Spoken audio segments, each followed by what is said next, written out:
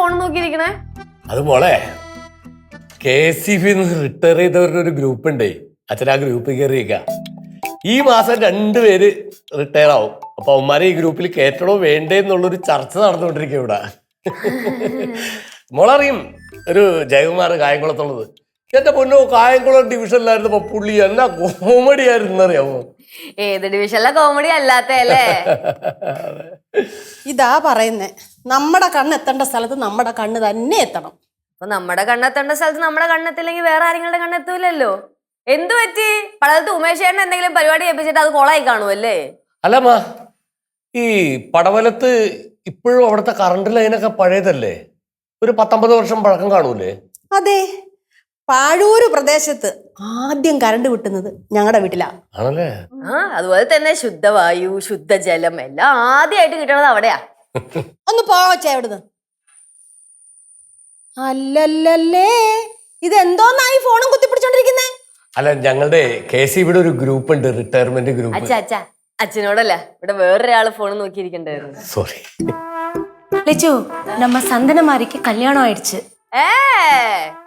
ആന്റിയുടെ junior close ഫ്രണ്ടാ. Junior ആണെങ്കിലും ഇടയ്ക്കിടയ്ക്ക് അവളുടെ കാര്യം ഇവിടെ പറയാറില്ലേ? ഒരു 10-30 വയസ്സ് പ്രായം കാണത്തില്ലയോ? ഒരു 50-60-70 വയസ്സൊക്കെ കാണുമായിരിക്കും. 70 പോ ലച്ചു.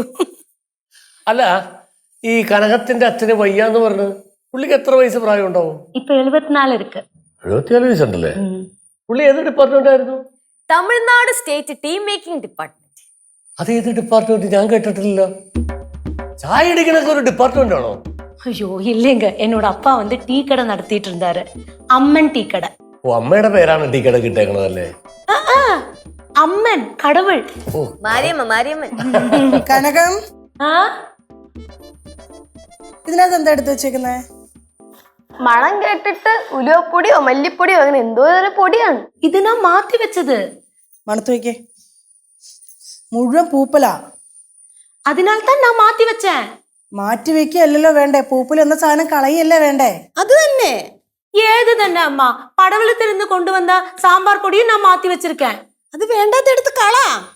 ആന്റി, ഇത് മാത്രമല്ല, ഇനി ഏതൊക്കെ കുറെ ഡപ്പയിൽ എന്തൊക്കെയോ പൊടി പൊടി എടുത്ത് വെച്ചിട്ടുണ്ട്. മുഴുവൻ പൂത്തു. അല്ല, സാധാരണ ആന്റി ഈ വക കാര്യങ്ങളൊക്കെ ശ്രദ്ധിക്കാറുള്ളതാ. എന്തു പറ്റി? ശ്രദ്ധയൊക്കെ ഉണ്ട്, പക്ഷെ ഇടയ്ക്ക് ഒരശ്രദ്ധ, അത്രേ ഉള്ളൂ. ഈ അശ്രദ്ധ കാരണം ഒരുപാട് പ്രശ്നങ്ങൾ ഉണ്ടാവും. ആ, അത് ശരിയാണ്. അശ്രദ്ധ നമ്മളെ പല വിനകളിലും കൊണ്ട് ചാടിക്കും. ഉദാഹരണത്തിന്, നമ്മൾ കറണ്ടി കളിക്കുമ്പോൾ നമ്മ അതീവ ശ്രദ്ധാലുവായിരിക്കണം. ചെറിയൊരു പവർ ഫെയിലിയർ മതി എല്ലാം കുളമാവാൻ. ഈ എർത്തുണ്ടല്ലോ, എർത്ത് നിർത്തി. അടുക്കളയിലെ കാര്യം പറഞ്ഞുകൊണ്ടിരിക്കുമ്പോഴാണ് ഈർത്തും പവർ ഫെയിലിയറും. ആന്റി, ഇനി ഇതേപോലത്തെ എന്തൊക്കെയോ പൊടിയുടെ ഡപ്പയോ പൊട്ടിയ പാത്രമോ കയ്യിലോ അങ്ങനെ എന്തൊക്കെയോ ഞങ്ങൾ മാറ്റി വെച്ചിട്ടുണ്ട്. ആന്റി ഒരു കാര്യം ചെയ്യ്, കയ്യോടെ ചെന്ന് എടുത്തും കളഞ്ഞേക്കത് ഫുള്ള്. ഓക്കെ? കനകം, മാറ്റേണ്ട കാര്യങ്ങൾ അടുക്കളയിൽ നിന്ന് കൃത്യസമയത്ത് മാറ്റേണ്ട സമയത്ത് മാറ്റണം, കേട്ടോ? ഈ രാമേന്ദ്ര സാറിന്റെ ഒരു കാര്യം.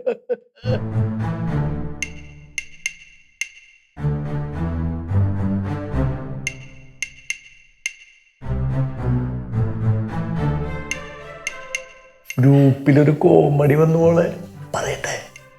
അന്തരീക്ഷം വളരെ മോശമാണ്, നമുക്ക് പിന്നെ പറയാം.